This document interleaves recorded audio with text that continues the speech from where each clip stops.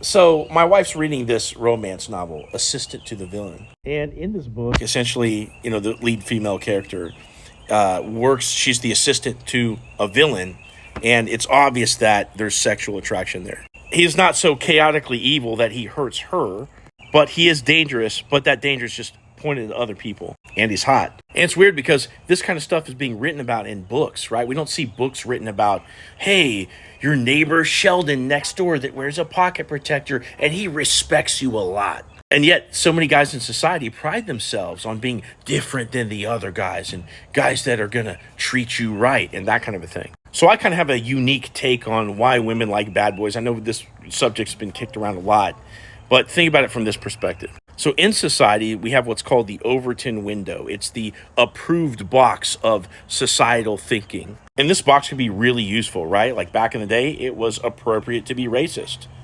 And now we don't have that going on anymore, and that's a really good thing for society. And incidentally, this Overton window of societally approved behavior is really useful to society in terms of mating and attraction as well, but not in the way that you would think. Men who operate within the safety of the societally approved behavior, these are guys that are playing it safe. These are the nice guys. They don't take risks when it comes to women. And a lot of times they're going to come in from the side and buddy up to women and be the friend because at the end of the day, they don't have the balls to come straight on and just go for it, right? And yet they're operating strictly within the confines of the Overton window of societally approved behavior. Being nice, keeping rapport with women at all costs, saying the safe thing, that kind of thing, right? But when you can operate outside of the bounds of the Overton window, you can say that bold, confident thing.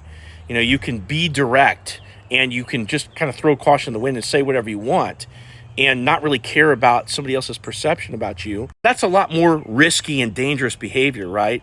But some men have figured out that if you do it with the right energy and you do it with a sort of charisma, you can get away with that kind of a thing. But think about what it subcommunicates. Essentially, when you can freely act in society, you're operating outside the bounds of, societally approved behavior. I'll give you an example of this. When I was single, I added a ton of women on Facebook, and I would send them video messages as my intro instead of like a dating app approach.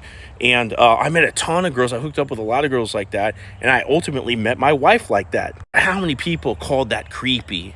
How many women didn't read my message or said, hey, do I even know you? There was a lot of stuff like that going on, but at the end of the day, I got the result that most guys are way too scared to get. And at the end of the day, that villain, that guy that has that capacity to withstand danger and just act in his own self-interest no matter what, that's the guy that's going to bring resources, the guy that's going to bring, bread home and put it on the table. It's the guy that can ask for a promotion. That's the guy that can pitch the sale and get the sale. And that's also the guy that can fight off the intruder. And so even though we have societally approved behaviors inside this Overton window of thinking, okay, it doesn't mean that you always want to operate within there. So find ways to push your comfort zone, especially as a man. And if you can learn how to tap into that villain energy, you'll do better with women than you ever have before.